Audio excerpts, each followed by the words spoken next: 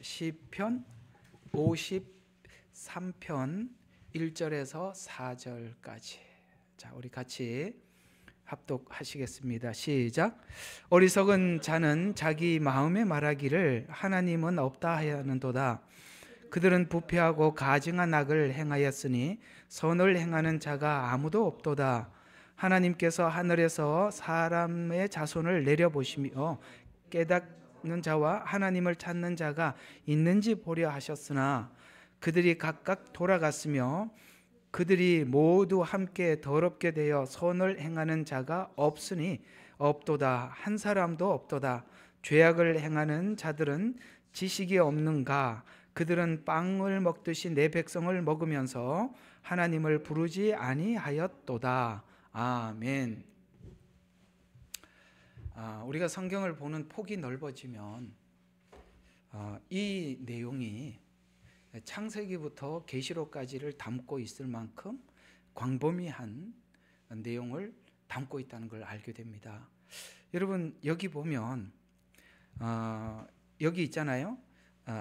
2절을 보면 하늘에서 사람 자손들을 내려보시면서 깨닫는 자와 하나님을 찾는 자가 있는지 보려 하셨으나 각기 돌아갔고 모두 더럽게 되어 선을 행하는 자 없으니 한 사람도 없도다가 로마서에 나오죠. 이게 그냥 지나가는 말이 아니라 지금 창세기에 아담과 하와가 범죄했던 사건을 담고 있고, 사람의 후손, 여기 보면 뭐라고 이야기하죠? 여기 보면 사람의 자손들을 내려보시면 이렇게 이야기합니다. 그러니까 창세기에 보면 하나님께서 가인의 후손들이 나오죠.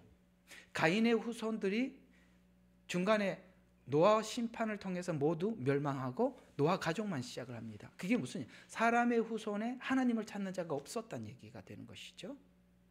그리고 그 후손들을 계속 보면은 계속 악이 성장하고 발전해서 창세기에 유일하게 여러 심판이 등장하는데 그 중에 노아 심판이 등장하고 소돔과 고모라 심판이 등장하게 됩니다. 그 짧은 시간 안에 그 많은 심판이 담겨 있다는 것은 인간이 선악을 인간이 구별해서 인간이 선과 악을 나누기 시작하자 사람은 절대 선을 선택하지도 못하고 구하지도 못해요. 그래서 하나님이 하늘에서 보셨을 때 선악을 사람들이 가지고 갔어요. 그래서 선을 추구하는 사람, 찾는 자, 혹시나 찾기나 하나 라고 이렇게 하늘에서 보았더니 없도다, 하나도 없도다, 이렇게 됐다는 것이죠. 이게 우리가 오늘 이 본문이 율법적으로 여러분들에게 이야기를 하면 여러분 하나님을 찾지 못해요, 하나님 이렇게 뭐 이렇게 그냥 법으로 가겠지만, 놀랍게도 이게 로마서에 담겨 있다는 것은 우리의 구원의 출발 자체가 하나님을 찾지 않았다, 하나님이 없다라고 했던 우리가 하나님을 구주로 영접하고 하나님을 아버지라고 부르고 이렇게 된 우리들을 지금 지난날 우리가 어떤 상태에서 주님을 찾고 만났는지를 설명하기 위해서 53편이 들어가 있다는 거죠.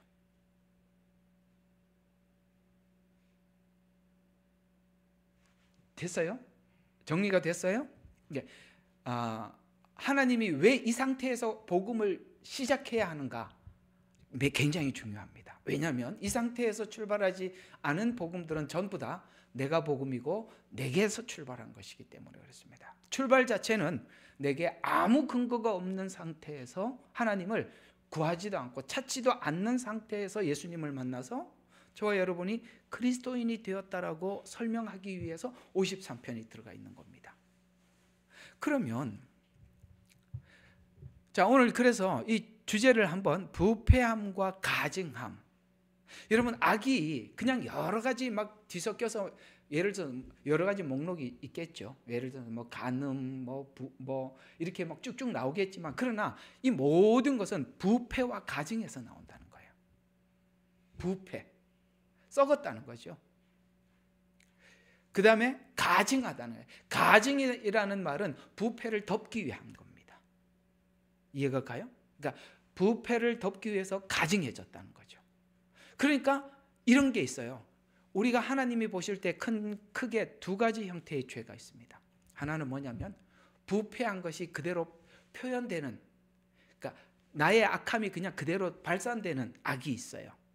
그걸 하나님은 좀 덜 가증하다고 이야기하는 것입니다. 진짜 가증한 것은 뭐냐면 부패를 가증하게 드러내는 겁니다.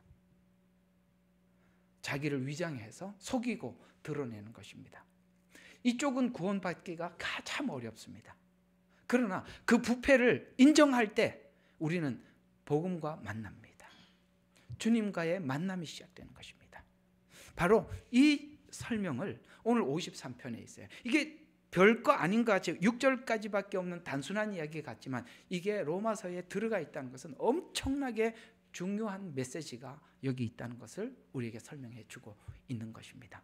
그러면 이렇게 하나하나 보도록 하겠습니다. 그러면 앞에 있던 52편과 55편까지는 악인들의 특징과 심판에 대해서 집중해서 쓴 시입니다. 악인들이 누구며 어떻게 하나님이 심판을 하시는가, 이런 부분에 대해서 아주 집중해서 설명을 하고 있는데, 이걸 우리가 넘어가지 말고 여기서부터 우리의 구원과 은혜가 이해되고 시작되어야만이 되는 것입니다.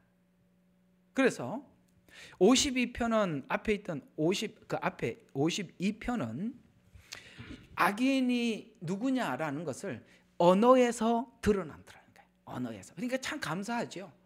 사람들이 사실 자기 언어에 대해서 자기 언어가 내 안에 있는 속에 죄를 그대로 표출한 언어라는 것을 인정하는 사람은 정말 소망이 있어요.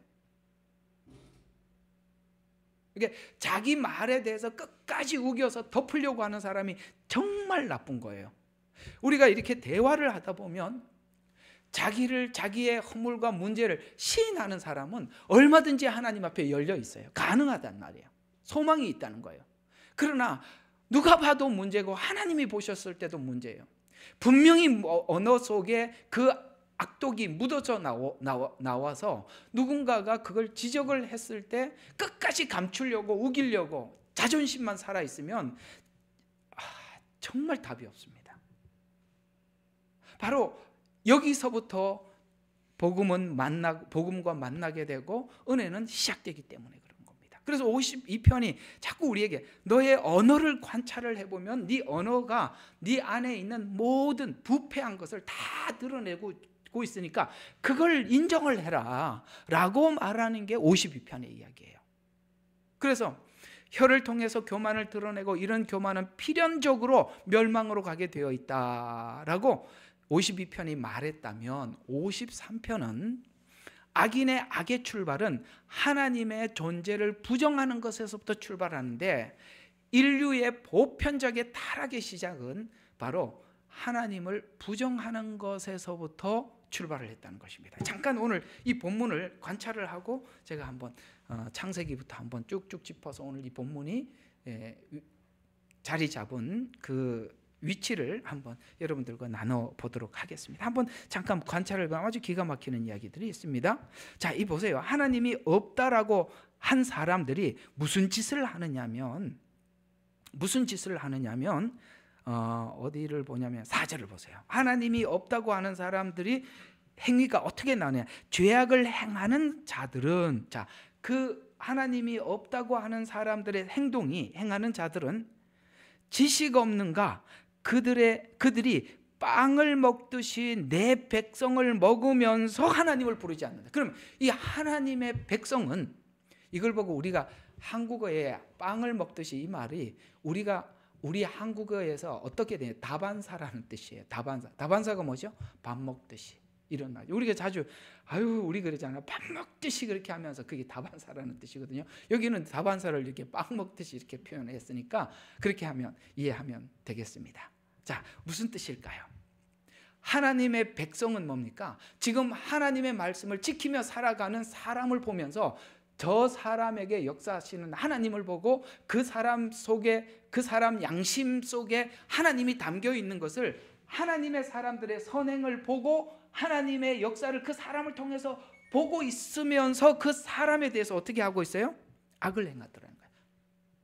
이해가 가요? 하나님은 하나님의 살아계심을 안 보여주는 게 아니라 자연 만물을 통해서도 계시해 주지만 하나님의 사람들이 살아가는 삶을 통해서도 하나님 살아계심을 보여주고 있는데 그들에게 악행을 하더라는 거예요. 왜? 하나님의 하나님 되심의 그 선한 사람들의 선이 자기 악을 드러내니까 상대방을 공격해서 자기 악을 덮으려고 하는, 이걸 지금 하나님의 사람들이 당하고 살더라는 거예요.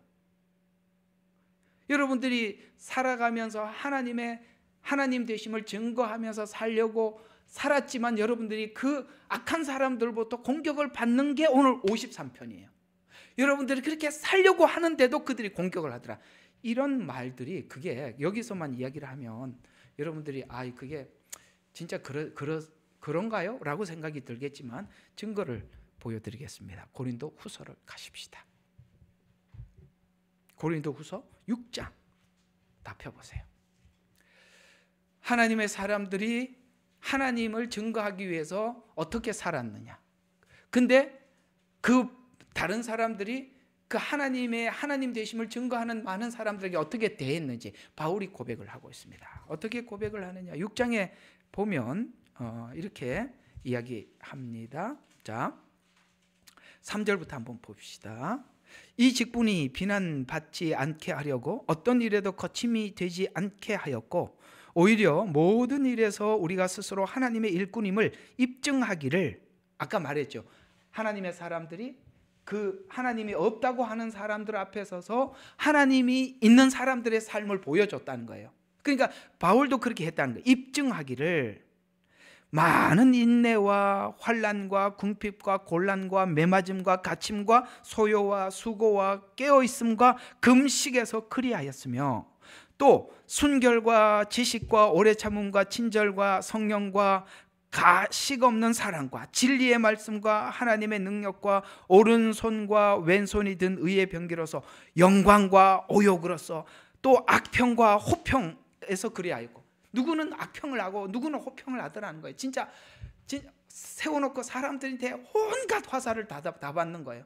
누구는 호평하기도 하고 누구는 또 악평을 하기도 하고. 이상해요. 누구는 나보고 당신 보고 아주 악한 인간이라고 그러고 당신 참 귀하다 그러고 정신이 하나도 없다는 거예요.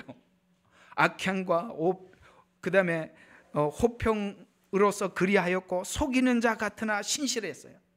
이해가 가요?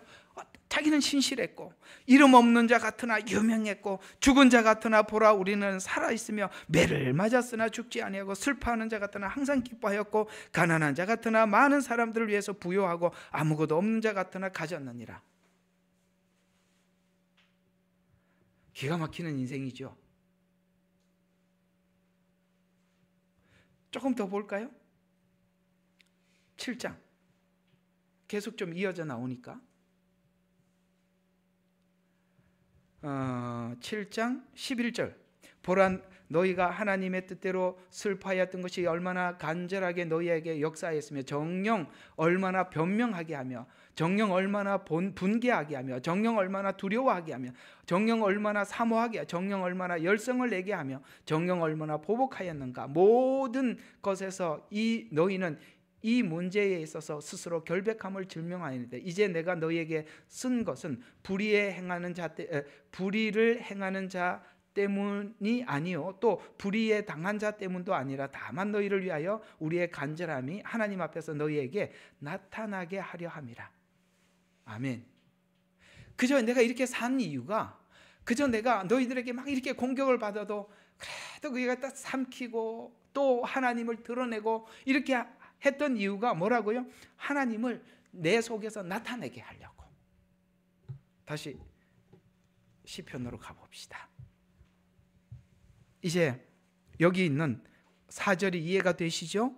그들은 각자 돌아갔으며 그들은 모두 함께 더럽게 되어 선을 행하는 자 없도다. 한 사람도 없도다. 4절 죄악을 행하는 자들은 지식이 없는가. 그들이 빵 먹듯이 내 백성을 먹으면서 하나님을 부르지 아니하더라. 이해가 가죠? 지금 바울이 고린도 후서 6장 7장에서 증거한 것처럼 말이죠.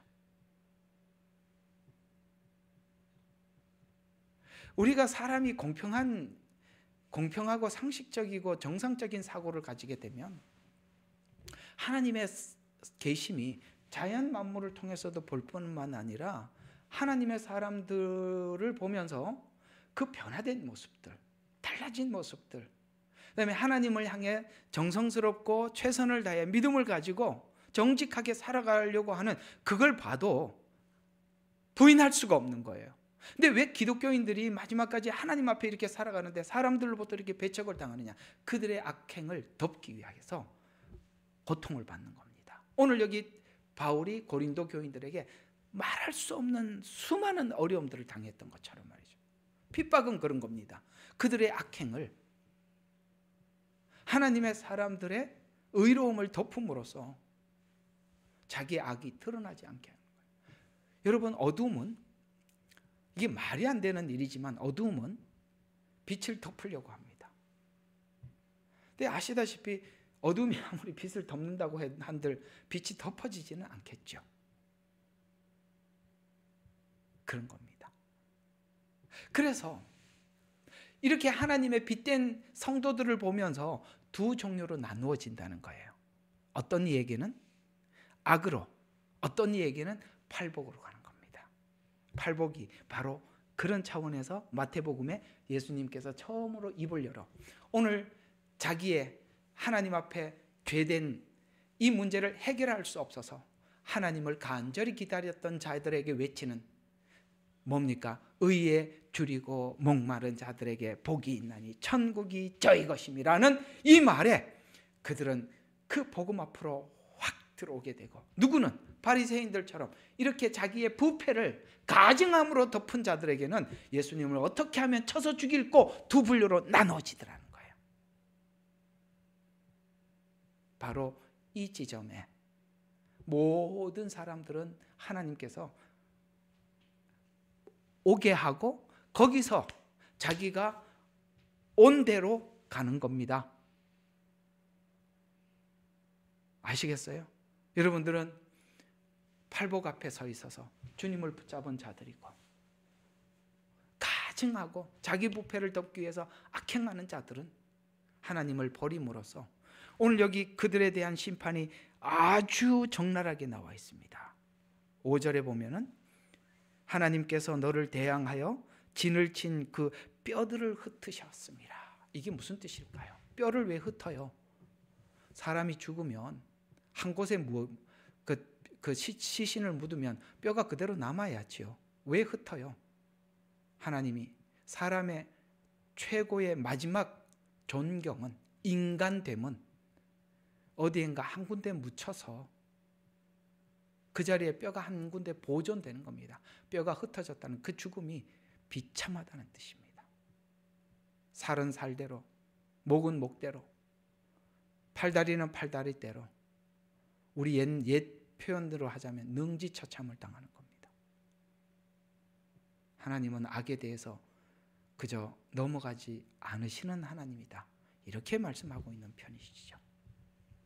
그래서 어떤 이에게는 악으로, 어떤 이에게는 팔복으로 가게 되는데, 이렇게 출발한 인류의 출발이 인간의 도덕성, 그 다음에 영적으로 타락한 원인이 되었고 하나님이 없다라고 부정한 결과가 결국에는 선을 행하는 자가 하나도 없음을 알려 총체적 부패, 하나도 없다라고 해서 총체적 부패, 여기에 아브라함도 다윗도 요셉도 누구도 완전한 사람이 단 하나도 없다.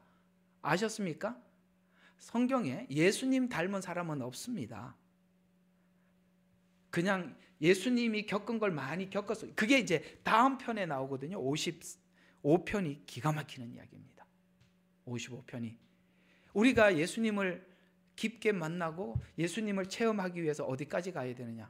우리는 분명히 그 지점이 어딘지는 알아요. 어딜까요? 빌라도 뜰, 그 다음에 골고다 언덕이죠. 근데 누구나 가기를 무서워하는 자리입니다. 근데 하나님께서는 거기 가서 주님을 만나게 해주신대. 바로 거기서 예수님도 심한 통곡으로 하나님께 기도했어요. 거기까지가. 하나님이 여러분과 저의 손을 잡고 가려고 하는 자리니 각오하시라. 뭐 이렇게 성경은 이야기하고 있는 거죠. 끔찍하죠. 생각만 해도 그거는 좀 빼주셨으면 하는데 하나님은 하시겠다. 어떻게 해야 되나? 끌려가야 되나? 스스로 가야 되나? 알아서들 하나님이 그 믿음만큼 이끌어 가시겠죠. 그 이제 55편에 가서 한번 많이 다뤄봅시다. 아마 그걸 넘어본 사람들은 많이 은혜가 될 거고, 안 넘어본 사람들은 그런 게 있단 말이요? 이렇게 알겠지만 그래도 그런 게 있어요. 자, 그러면 우리가 창세기 1장과 3장을 통해서 오늘 이 53편에서 말씀하고 있는 것을 한번 정리를 해서 53편이 어떤 방향을 우리에게 설명하려고 하는지를 살펴봅시다. 1장 3장이 어떤 이야기냐? 피조물과 창조주의 구분. 이게 뭐냐? 하나님께서 인간을 창조하시고 에덴 동산에서 자유의지를 마음껏 허용을 하셨죠. 다 먹어라. 이게 자유의지를 마음껏 하라는 겁니다. 그러나 너하고 나하고의 경계가 하나가 있는데 뭐죠? 선악을 알게 하는 나무. 이거는 창조주와 피조물의 경계입니다. 자유의지가 하나님의 경계는 넘지 말라는 거예요. 이해가 가요? 죄는 뭡니까? 하나님이 하지 말라는 걸 하고 하라는 걸 안 하는 게 죄 아닌가요? 그게 바로 하나님과 우리의 경계거든요. 그 경계를 넘어뜨리는데 누가 들어왔죠? 사단이 들어왔습니다. 그래서 사단은 피조물인 우리가 마치 창조주인 것처럼 모든 것을 자유의지가 모든 걸 자기가 선택할 수 있는, 마치 창조주인 것처럼 착각하게 만드는 거예요. 이 복음이 우리에게 주는 은혜가 뭐냐면 우리가 피조물이라는 위치를 잡아주는 것이 복음이 주는 은혜예요. 사람들이 지금 다 자기 거라고 생각해요. 하나님께서 주신 시간, 내게 주신 건강, 내가 준 돈, 이걸 어디다 쓰는가를 보면 그 사람의 마음이 무엇을 향해 있는지 볼 수가 있죠. 예를 들어서 건강해, 힘도 팔팔해, 젊어, 돈도 무진장 많아. 그리고 뭘 하나 보자 하고 하나님이 팔짱 끼고 보면 그게 그 사람 본심인 거예요. 오케이? 그 돈 들고 명품 사러 가나? 그 돈 들고 술집에 가나? 네 안에 있는 욕심이 정욕이냐 소유욕이냐 하나님 보고 계시는 거죠. 그래서 사단이 우리에게 끊임없이 하는 작업이 뭐냐? 아니야, 너는 피조물이 아니야. 너도 네 마음껏 할 수 있어. 자유의지가 모든 것을 네가 선택하는 거야. 요즘 이렇게 사람들에게 많이 풀어지는 게 뭐냐면 개성, 그런 거잖아요. 개성, 자기 의견 존중. 그래서 내가 싫어. 여러분들은 그런 걸 어떻게 생각하셨을지 모르겠습니다만 저는 이게 부패가 제 기억으로는 제가 청년 때 나오기 시작했어요. 그래서 제가 청년 때 부패집이 생겼다 얘기를 듣고, 그래서 부패가 뭐 하는 곳이냐, 이제 그때 우리 청년 때였어요. 그게 지금 몇 년 전입니까? 그래서 돈을 얼마를 내면 마음껏 먹을 수 있다. 우리가 그 전에 그런 게 한 번도 없었거든요. 우리가 청년들이 돈 벌어서 거기 한번 가는 게 꿈이었어요. 그래서 이제 자기 구역마다 한번 거기 가는 거예요. 그래서 우리 청년 중에 하나가 저하고 우리 사모님을 맛있게 사준다고 자기가 아주 큰 마음을 먹고 이제 우리를 데리고 뷔페 가서 먹으러 가서, 그때 우리 청년 때였어요. 그도 청년이었어요. 나는 잊을 수가 없어요. 그 친구가 너무 많이 먹어가지고 더는 얘기할 수가 없어요.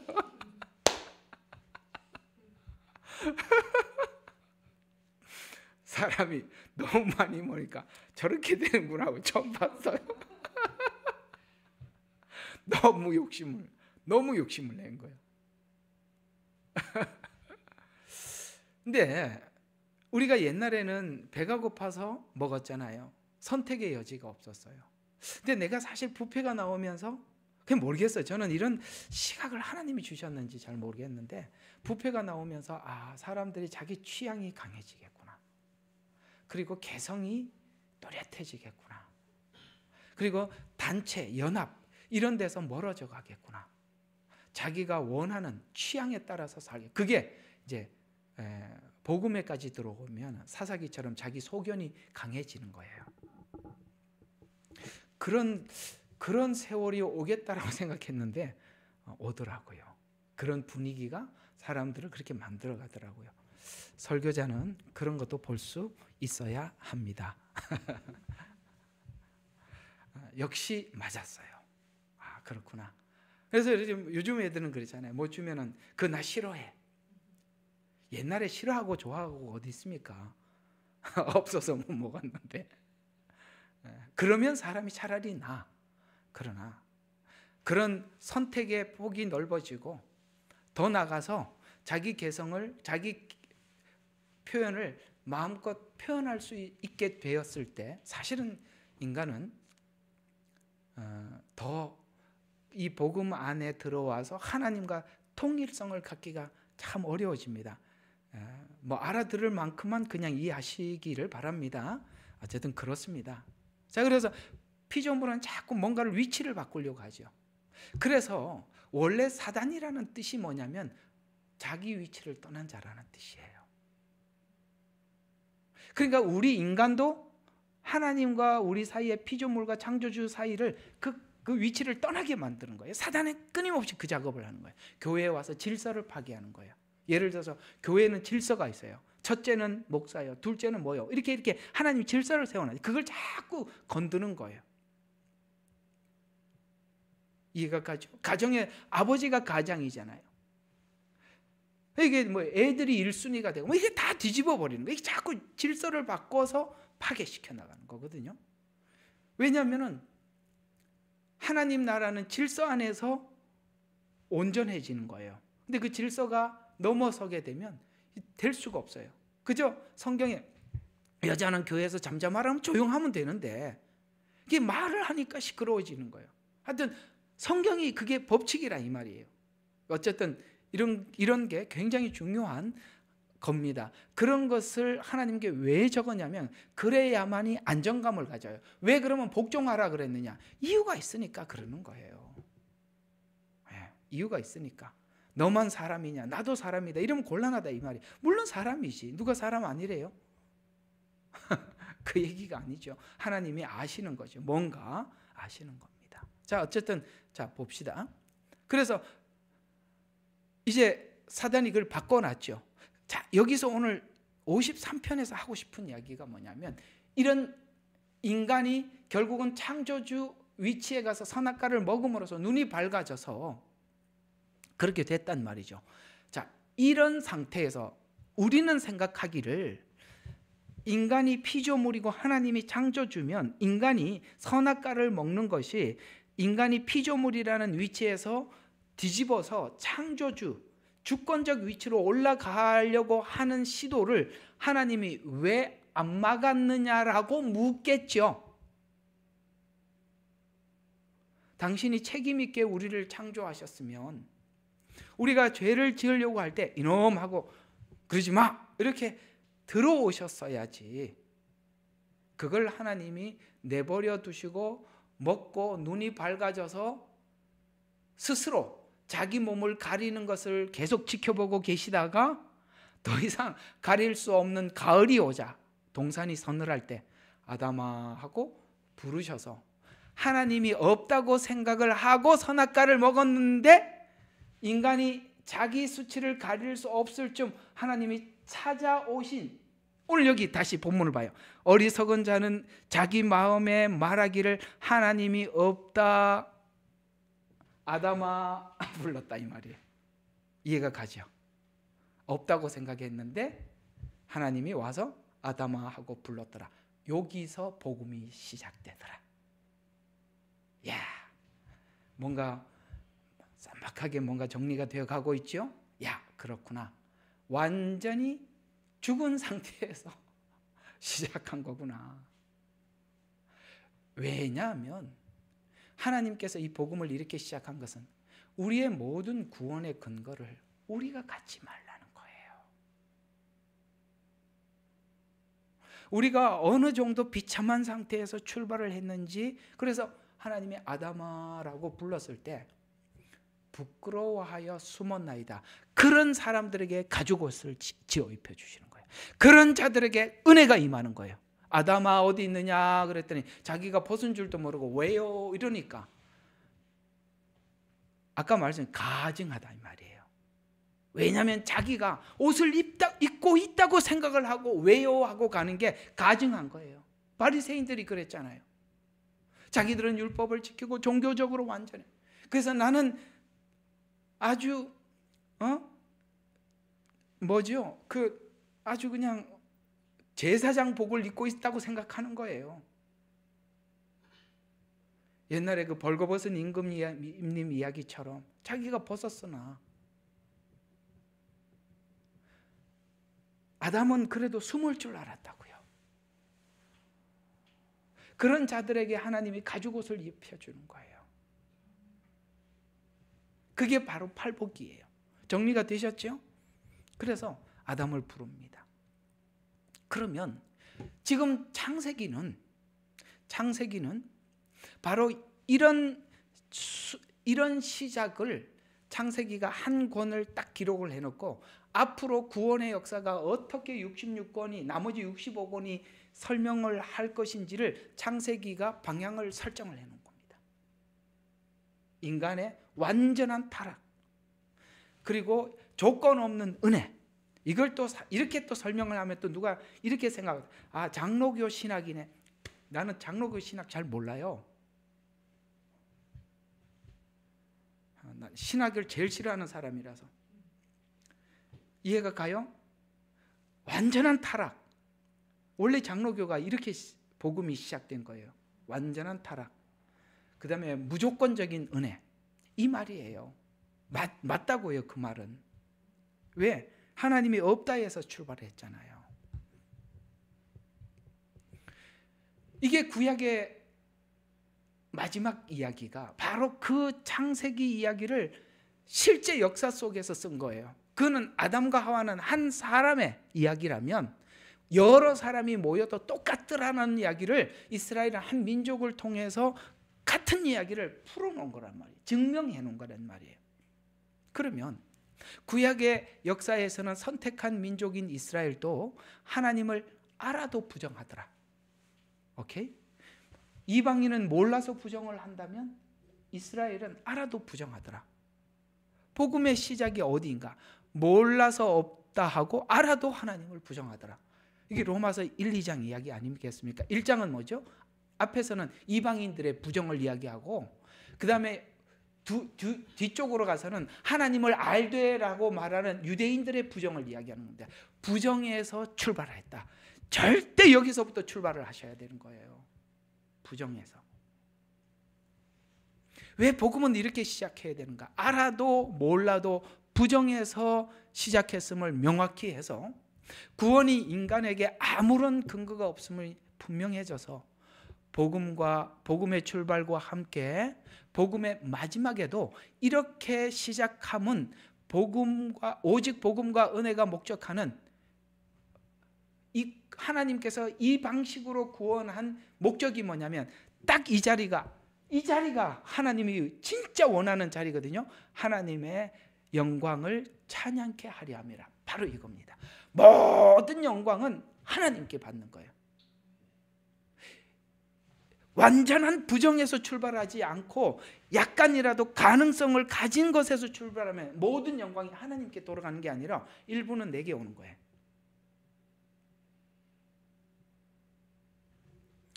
이 말을 에베소서가 하고 있죠. 1장.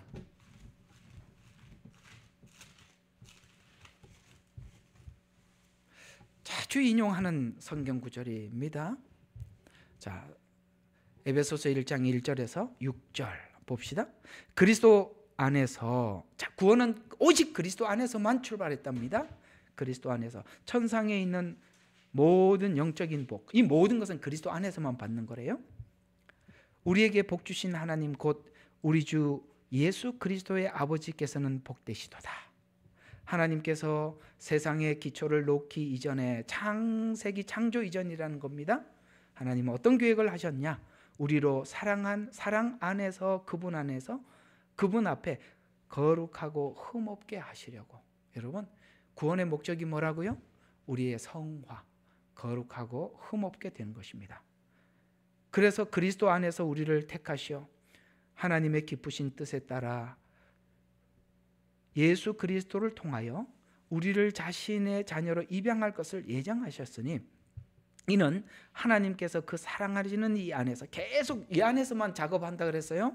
사랑하는 이 안에서 우리를 받아들이신 그의 은혜의 영광을 찬양케 하려 하심이라. 거룩하고 흠이 없어도 찬양은 누구에게? 하나님께. 이해가 가시죠? 완전히 하나님이 없다 해서 출발을 해야 거룩하고 흠 없어져도 영광은 하나님께 돌아가는 겁니다.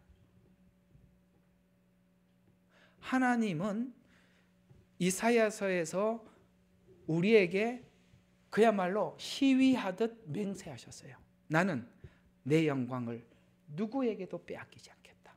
그 영광은 누구지요? 예수 안에서 나타난 영광입니다.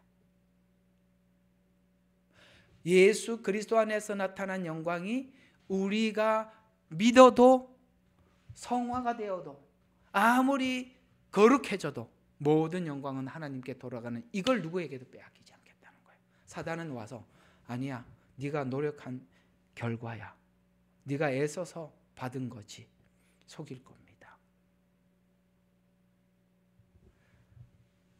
에덴 동산에서 있었던 일이 여러분 생애 속에 안 일어날 거라고 생각하십니까?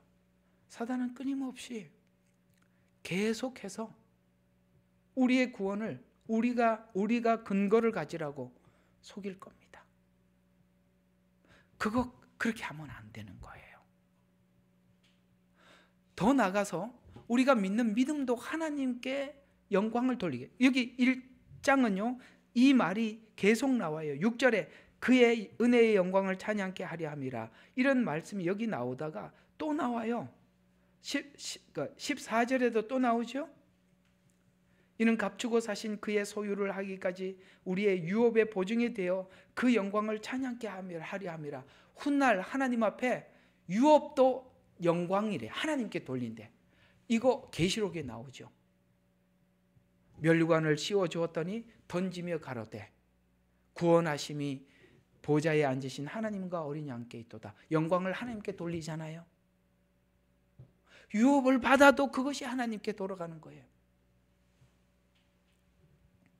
믿음도 우리 믿음이 아니라 이 믿음조차도 하나님께 영광을 돌리는 거라고 말씀하고 있어요. 그래서 12절과 14절이 그 얘기입니다.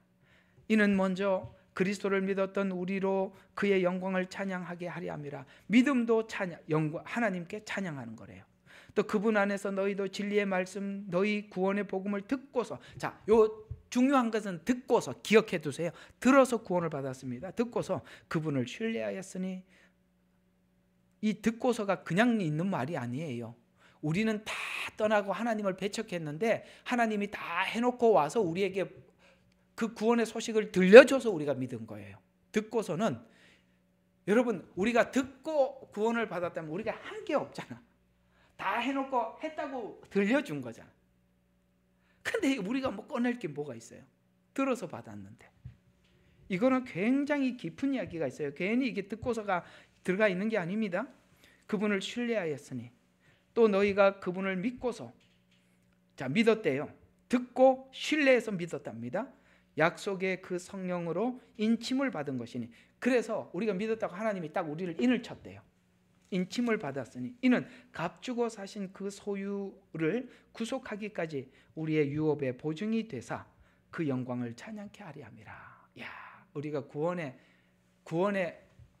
우리가 이제 여기는 이제 좀 확신이라는 말을 써도 돼요. 성령님이 인을 쳤다면 확신이, 그것이 뭐라고요? 보증이 되게 하려 함이라. 보존을 해주신다는 거예요. 이 구원을 보존해 주신다는 거예요. 그 유업을 받을 때도 하나님께 영광을 돌리게 하려 함이라. 아시겠어요?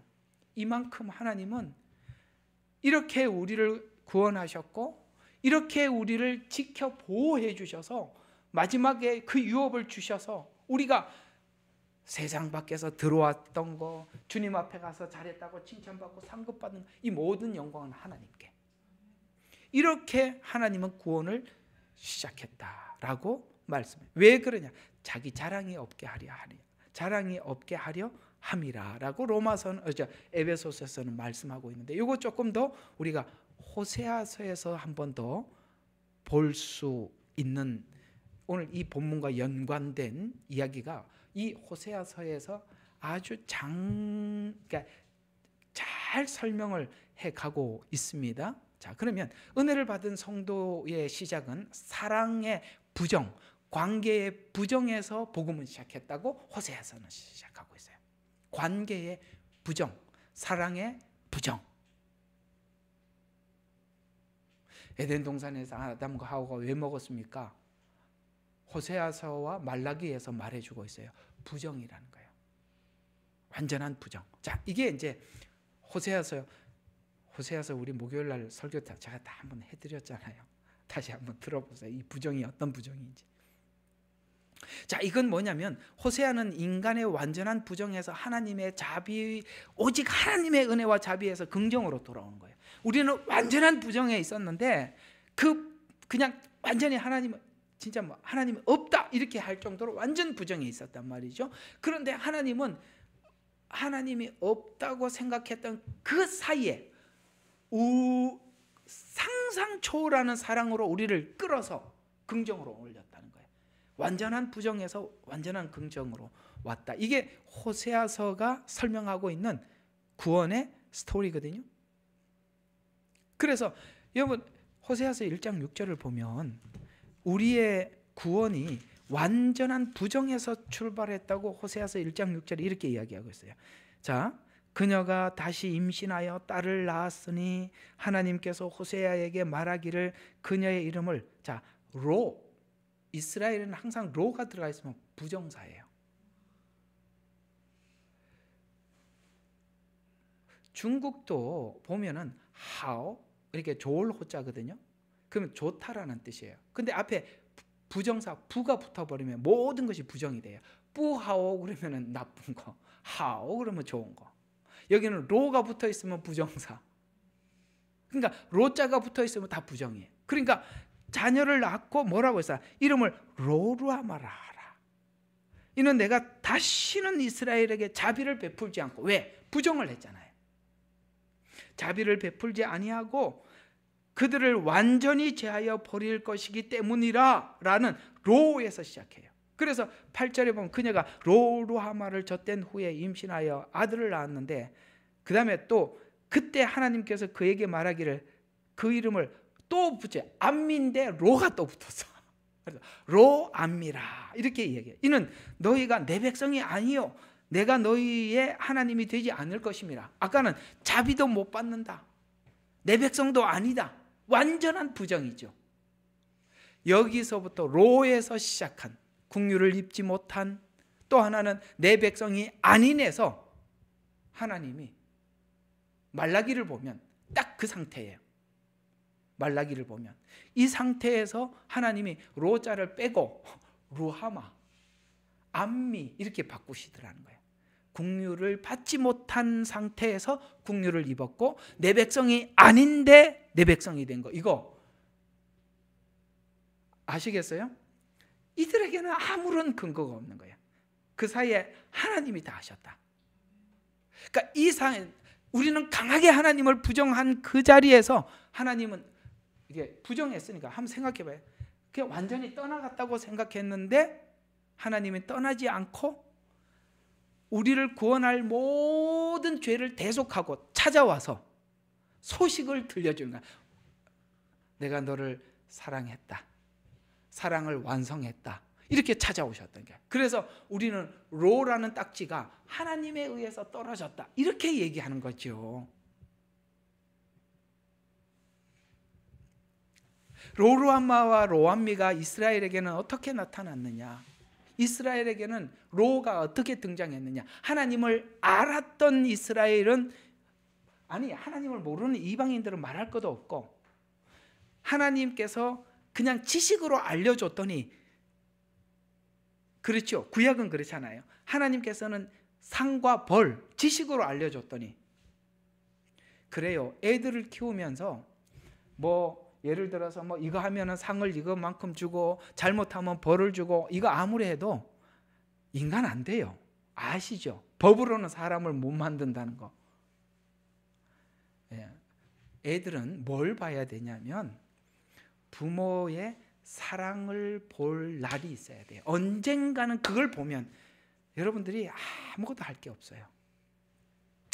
사이판에서 들어와서 중국을 가기 전에 어떤 교회를 출석을 했는데, 그 목사님이 아이고 감사합니다 목사님, 제가 성지순례를 가야 되는데 교회를 누구인데 맡기고 가나 걱정했는데 잘 됐습니다. 제가 갔다 오는 동안 교회를 좀 잘 지켜주십시오. 그래서 제가 또 교회를 지키되, 아이고 그 한 2주간인가 3주간 사이에 아이고 우리 교회인 중에 한 분이 상을 당했네. 아니 담임 목사가 없는데 이 장례 예배를 드, 나는 담임 목사도 아닌데, 아니 느닷없이 나는 이거 장례 예배를 한 번도 해본 적이 없어요. 그 어떻게? 우리 성도 집사님, 그 집사님 아버님이 소천하셨는데 장례 예배를 드려야죠. 그래서 할 수 없이 제가 장례를 집행하게 됐어요. 근데 그 아들이 참 훌륭하게 잘 컸어요. 그 교회 집사님이신데 참 인품도 참 좋으세요. 그러니까 아버님 이야기, 장례를 하는 중에 아버님 이야기를 제게 해주시더라고요. 여러분 그 청송이라는 곳 아시죠? 경상도 청송 얼마나 오지고 산골입니까? 학교를 자기가 언제 아버지에 대해서 정말 가슴 속에 아버지의 사랑을 담고 자기가 정말 열심히 공부하고, 이렇게 정말 누가 봐도 참 훌륭한 집사님이세요. 제가 이렇게 사람답게 된 동기가, 언제 한번 학교를 갔다가 집에 돌아오는 길에 아버지님이 옛날에 그때 그 상간벽지에 논을 하면은, 논이 이렇게 다락론이라 그래가지고 이렇게 위에서부터 이렇게 한 층 이렇게 그 산에 이렇게, 뭐 다들 서울 사니까 알 리가 있나, 하여튼 그래요. 이렇게 돼 있어요. 근데 그때 이제 그 저수지에 대한 물을 대면 그걸 이제 이 논에 물이 차면 그 다음에 그 물을 터줘야 돼요. 그럼 밑에 논에 내려가고 또 밑에 논에 이렇게 이제 물을 받는 거거든요. 근데 비가 막 오는데, 비가 올 때가 좀 찬스지 않습니까? 그때 이게 하는데 아버님이 호리호리한데 삽을 가지고, 그게 있잖아요, 그 흙이 있는 물이 묻은 흙을요, 논흙을요 한 삽 풀라 그러면 엄청 힘들어요. 그냥 흙은 쉬워요. 근데 이게 물이 잔뜩 붙어 있으면요 엄청 힘들어요. 근데 그걸 푸는데 얼마나 힘든지 허리가 활처럼 휘어진 걸 자기가 보고 너무 충격을 받았대요. 아버지가 그 한 삽을 펀다고 힘을 바짝 주는데 막 허리가 막 휘어져 가지고 막 부러지는 것 같은, 그걸 자기가 그때 마음에 너무 찐하더래요. 아버지가 우리를 먹여 살리려고, 우리에게 이렇게 하려고 저렇게 고생을 하는 건, 내가 진짜 아버지한테 보답하기 위해서 내가 열심히 공부해서, 아버지가 우리 잘 되는 게 소원이라고 하니까 내가 정말 잘해야 되겠다. 그때 정말 열심히 공부를 해서 직장도 공무원인데 좋은 자리에 있었어요.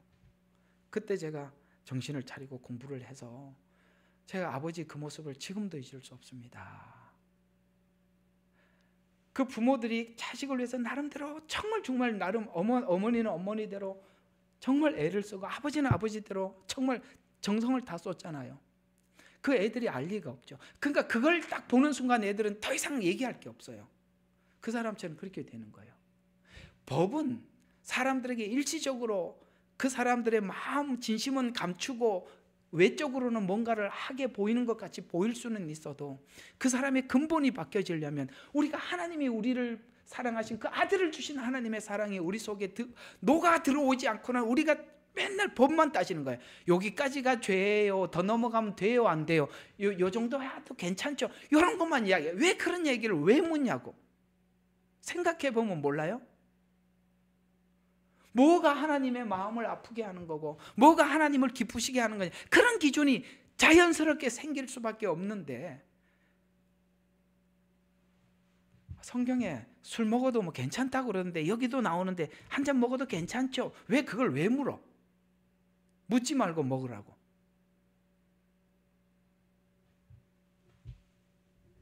벌써 아직도 그런 걸 따지고 앉아 있으면 정말 경상도 말로 차라 멀었어요. 알았어요? 뭘 법을 따져요? 생각해 보면 몰라요. 뭐가 하나님의 마음을 아프게 하는 거고 뭐가 하나님을 기쁘시게 하는지 알면서 왜 물어요? 알면서. 응? 그 하나님 성전, 살아계신 성전에다가 알코올 넣으면 좋겠어요?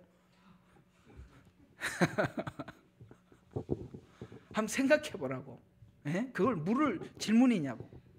아니 거기다가 담배 연기 잔뜩 집어넣으면 좋아하겠어요? 아시겠습니까?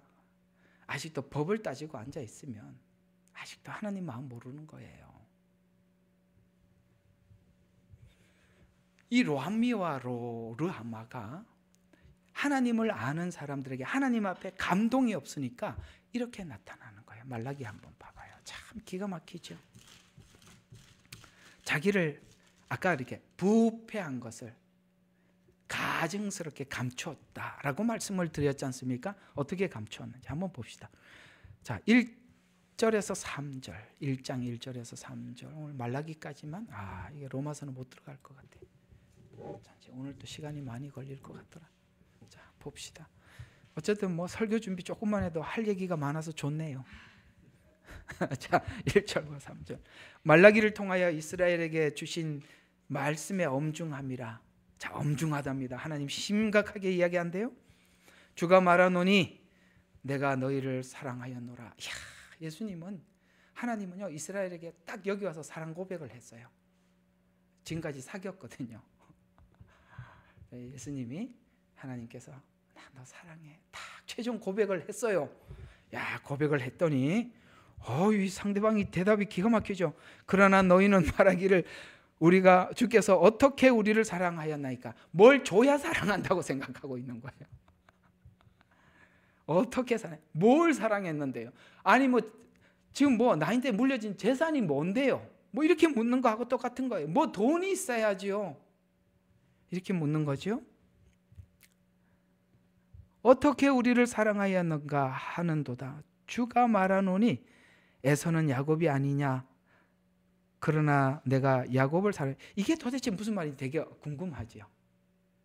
사랑했다 그랬더니 어떻게 사랑했는데요? 그러니까 나는 이렇게 사랑했다고 하는데 뭐예요?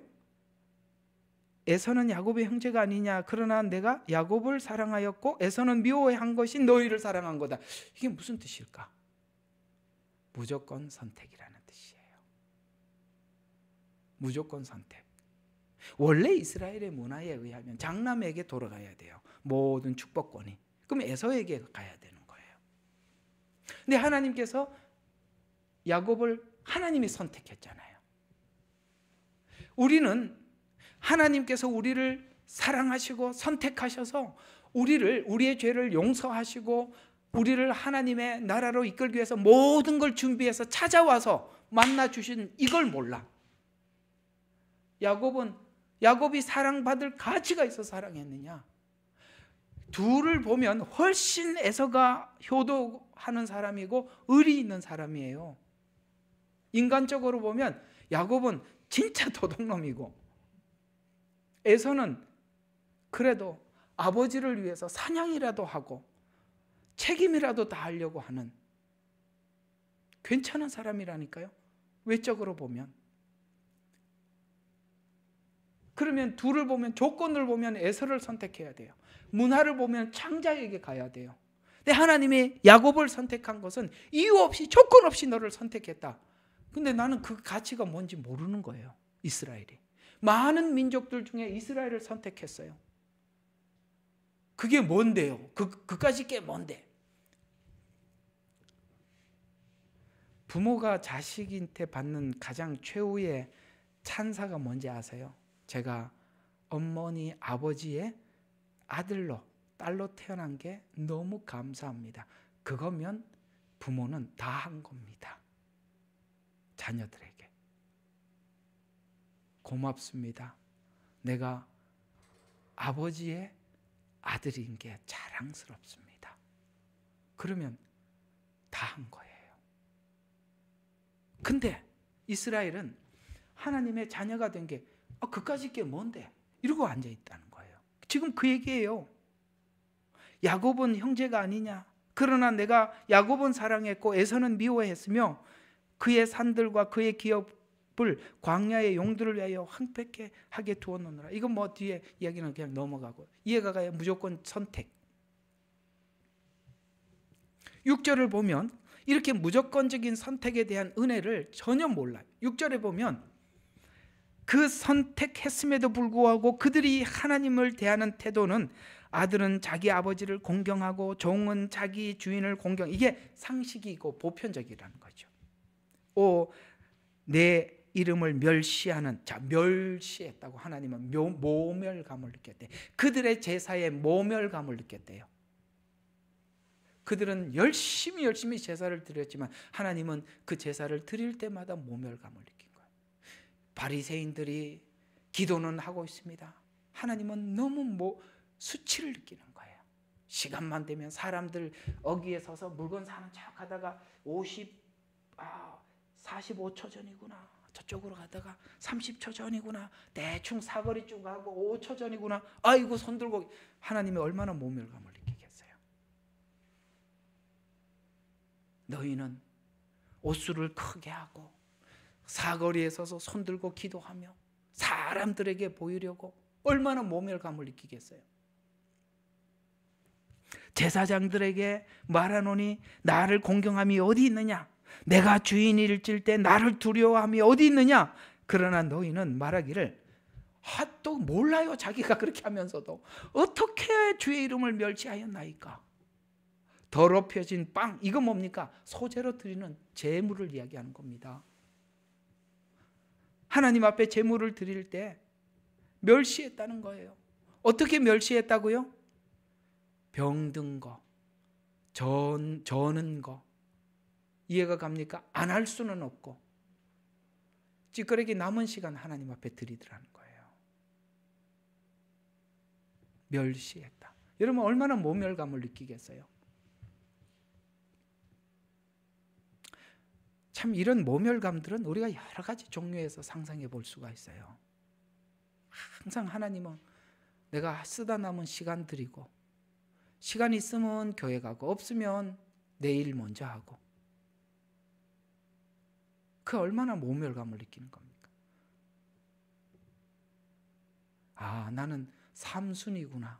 나는 4순위구나. 하나님 그렇게 생각하지 않겠어요? 12절과 14절에 어떻게 하나님이 그들에게 모멸감을 느끼느냐. 자, 그러나 너희는 주의 상을 더럽혀졌고 거기 있는 과실 곧 그의 식물은 멸시할 만하도다고 말함으로써 이거는 막 해도 된다 이 말이에요. 하나님께 하는 거 아무거 해도 된다. 이게 멸시한다는 거예요. 멸시할 만하도다고 말함으로써 그것을 모독하였도다. 너희는 또 말하기를 보라 이 얼마나 따분한 일인가. 이게 무슨 말인가? 또 예배야 귀찮아. 주일이 왜 이렇게 빨리 돌아와. 이런 얘기거든요. 이게 얼마나 예배 드리는 거. 아니면 예배는 왜 이렇게 많아. 매주마다 매일마다 저녁 성경 공부 정신이 하나도 없다. 뭐 이런 얘기죠. 따분한 일인가 하며 일에 코숨을 쳤도다. 만군의 주가 말하노라. 그리하여 너희는 찢기고 절며 병든 것을 가져왔으며. 그러니까 이게 이런 마음이니까 하나님 앞에 하는 게 정성이 있겠어. 와서 억지로 와서 앉아서 꾸역꾸역 졸다 가고 딴 생각하다 가고 이게 얼마나 가증스럽냐 이 말이죠. 재물을 가져왔으나 내가 너희 손으로 이것을 내가 너희 받아들여야겠느냐. 주가 말하노라. 자기 양떼 안에 수컷이 있는데도 주께 더러운 것을 서원하며. 진짜 하나님 앞에 들은 좋은 건 다 빼놓고 이 말이에요. 수컷이 있는데도 더러운 것으로 서원하여 제사를 드리는 속이는 자는 저주를 받으리라. 주가 만군의 주가 말하노라. 이는 내가 위대한 왕이요 내 이름 이방 가운데서 두렵게 돼. 이방인들도 그렇게 나를 대하지 않는다 이 말이에요. 에? 예수 안 믿는 사람도 나를 그렇게 보지 않는데 네가 나를 그렇게 할 수 있냐 이 말이에요.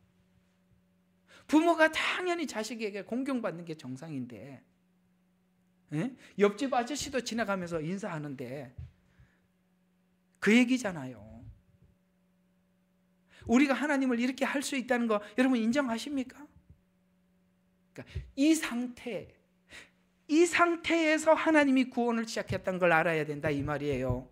이 상태에서. 그래서 이런 상태에서 하나님이 이스라엘에게 이런 말을 한 정도라면 이스라엘은 생각할 때 하나님은 나에게로부터 완전히 분리됐겠지, 완전히 떠나갔겠지 라고 생각을 해야 정상인데, 이 상태에서 오늘 여기까지 이 일을 시작했대요. 말라기 4장이에요. 이게 말라기 4장이 마태복음을 여는 거예요. 말라기 4장 2절과 4절을 보시면, 그러나 내 이름을 두려워하는 너희에게는, 이런 상태에서 하나님을 경외하는 사람들이 있더래요.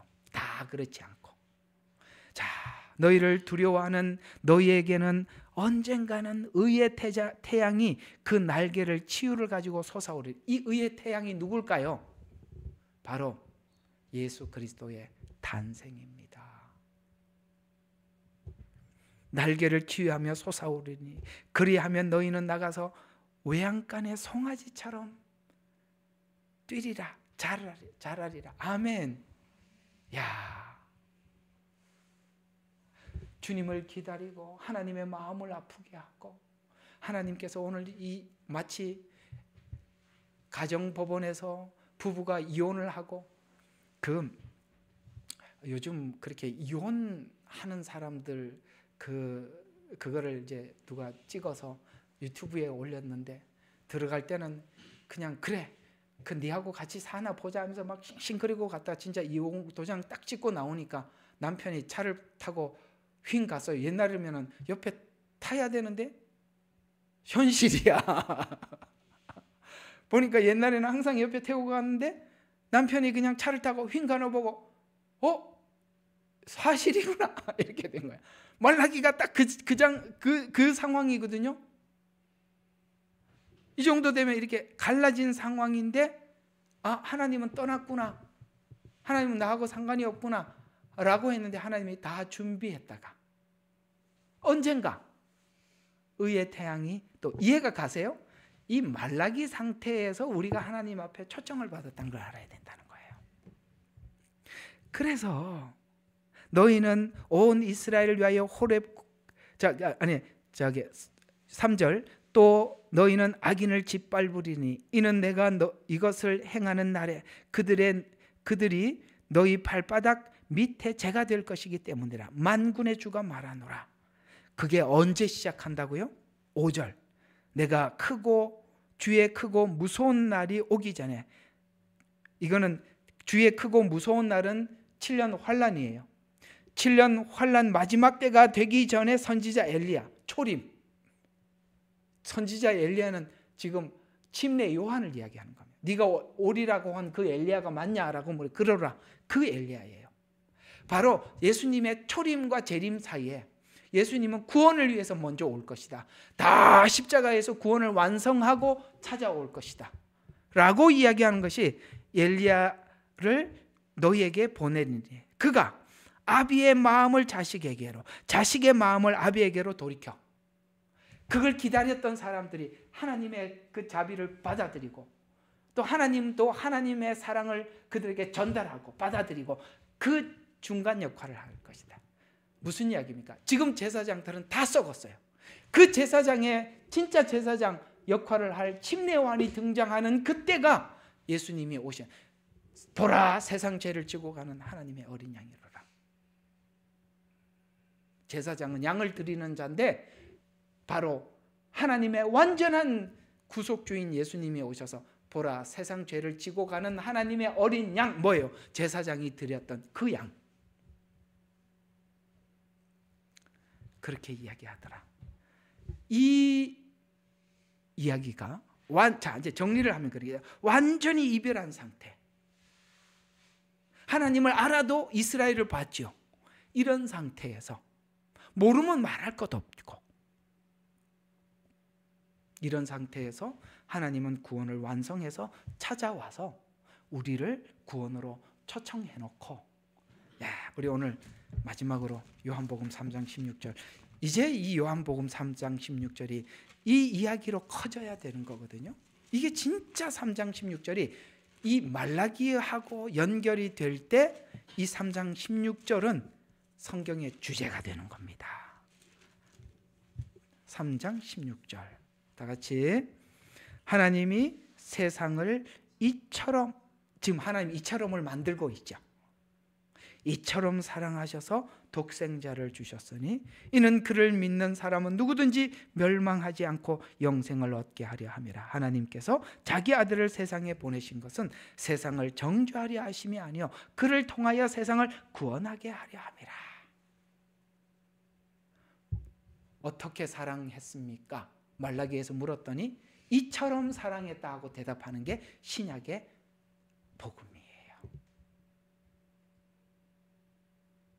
오늘 그 이야기를 하나님을 찾는 자 없나니 하나도 없도다에서 이처럼을 하나님이 설명하고 싶어서 시편 30, 왜 30이나 53편이 들어가 있는 겁니다. 여기까지. 다음 주에 또 이어가도록 하겠습니다. 기도하고 광고하고 기도하고 마치겠습니다. 내가 보니까 광고가 나왔네요. 자, 여기 보이시죠? 금요일 날 저녁 8시, 그러니까 이번 주 금요일 목장 모임이 없어요. 그래서 이게 우리 예레미야 눈물 이 창을 열 테니까 여기에 계시는 재정부, 지킴이, 총무 되시는 분들은 좀 모이셔서 이번에 우리 7월 달에 있던 집회, 지역 모임과 그다음에 컨퍼런스, 그다음에 또 우리 여러분 각자가 모이는 이 지역 모임에 대해서 좀 이렇게 몇 가지 좀 여러분 궁금한 것도 질문도 하시고, 또 어떻게 앞으로 좀 이 지역 모임을 아름답게 만들어 갈지 함께 나누어 보도록 하겠습니다. 컨퍼런스가 7월 18일부터 20일까지 있습니다. 기억해 주시고, 대전 집회는 7월 26일부터 27일 양일간 있습니다. 우리 찬양대는 6월 21일까지 모집을 한다고 합니다. 좀 참석해서 함께 해주시면 감사하겠습니다. 자, 기도하고 마치겠습니다. 하나님, 오늘 귀한 말씀으로 은혜 주시니 감사합니다. 하나님을 찾는 자 아무도 없는 데서 시작했습니다. 누가 하나님을 찾아서 구원이 시작된 것이 아닙니다. 아브라함이 하나님을 찾은 것도 아니었습니다. 이 세상에는 누구도 하나님을 찾지 않았습니다. 하나님이 아브라함을 찾아가 주셨고 만나 주셨고 구원의 주체가 된 것처럼 우리 또한 아브라함처럼 찾아오셔서 만나 주셨습니다. 우리 구원이 바로 완전한 타락에서 조건 없는 은혜로부터 시작했다는 것 잊지 말게 해 주십시오. 그래서 모든 은혜와 영광을 하나님께 돌리는 우리 구원의 찬양이 되게 하옵소서. 예수 그리스도의 이름으로 감사하며 기도드렸습니다. 아멘. 네, 감사합니다.